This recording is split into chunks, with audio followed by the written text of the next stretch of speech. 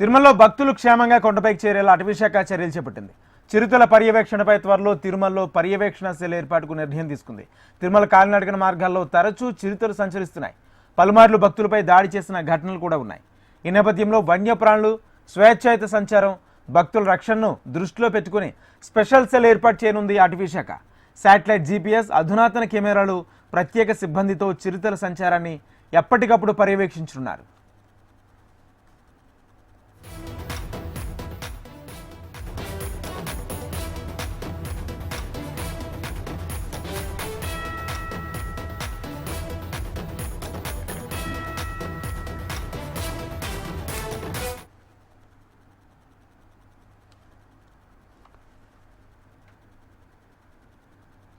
తిరుమలలో భక్తులు క్షేమంగా కొండపైకి చేరేలా అటవీశాఖ చర్యలు చేపట్టింది. చిరుతల పర్యవేక్షణ త్వరలో తిరుమలలో ప్రత్యేక సెల్ ఏర్పాటుకు నిర్ణయం తీసుకుంది.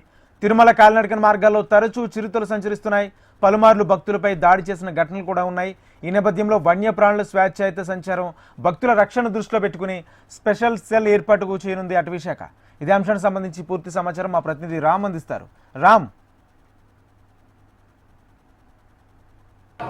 Thank you Rajender.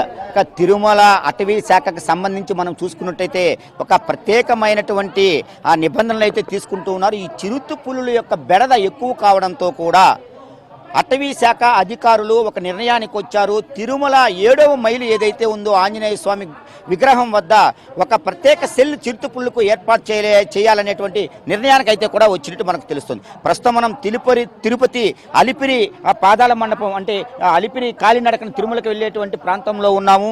గతంలో మనం చూసుకున్నట్టయితే ఇటువైపు అంటే తిరుమల అలిపిరి నుంచి కూడా తిరుమలకు వెళ్ళేటువంటి ఒక రహదారి ఉంది. అదేవిధంగా శ్రీనివాస మంగాపురం చంద్రగిరి నియోజకవర్గానికి సంబంధించి శ్రీవారి మెట్లకు సంబంధించిన ఒక మార్గం ఉంది. అంటే ఈ రెండు మార్గాల్లో కూడా తిరుమలకు నడక ద్వారా కూడా భక్తులు తిరుమలకు చేరుకునేటువంటి సిచ్యువేషన్ అయితే ఉంది.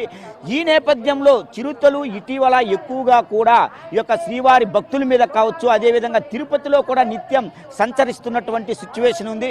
2 రోజుల క్రితం మనం చూసుకున్నట్టయితే తిరుపతిలో ఉన్నటువంటి ఈ యొక్క వేదిక యూనివర్సిటీ వద్ద కూడా ఈ యొక్క చిరుత ఒక బోన్లో కూడా చిక్కినట్టు కూడా మనకు తెలుస్తుంది. ఆ యొక్క బోన్ ఆ యొక్క పట్టుకున్నటువంటి చిరుతను కూడా ఈ యొక్క నల్లమల ఫారెస్ట్ లో కూడా విడిచిపెట్టారు. అయితే ఈ క్రమంలో ఆ తిరుపతిలో ఉన్నటువంటి ఈ యొక్క ఫారెస్ట్ అధికారులు అయితే ఒక పూర్తిగా ఒక నిర్ణయానికి రావడం జరిగింది. ఈ యొక్క ప్రత్యేకమైనటువంటి సెల్ ఈ యొక్క చిరుత పులుల కోసం కూడా ఏర్పాటు చేయాలనేటువంటి ఒక నిర్ణయానికి వచ్చినట్లు కూడా మనకు తెలుస్తుంది. అంటే వన్యప్రాణులు స్వేచ్ఛాయుత సంచార వాతావరణం కూడా దెబ్బతీయకుండా యాత్రికులు సురక్షితంగా కొండపైకి చేరడానికి కూడా ఈ యొక్క సెల్ ఏర్పాటు చేయబోతున్నారు. ఈ యొక్క తిరుమల 7వ మైలు అంటే తిరుమలకి వస్తున్నటువంటి మొదటి ఘాట్ రోడ్డు వద్ద 7వ మైలు అనేటువంటి ఒక ప్రాంతం ఉంటుంది. అక్కడ గతంలో జింకల పార్క్ కూడా ఉంది. ప్రస్తుతం ఇక్కడ అక్కడ వచ్చి ఈ యొక్క ప్రత్యేక సెల్ చిరుతకు సంబంధించినటువంటి ప్రత్యేక సెల్ని ఏర్పాటు చేసేటువంటి నేపథ్యంలో కూడా అటవీ శాఖ అధికారులు టీటీడీ వాళ్ళతో కూడా మాట్లాడేటువంటి సిచ్యువేషన్ కనపడుతుంది.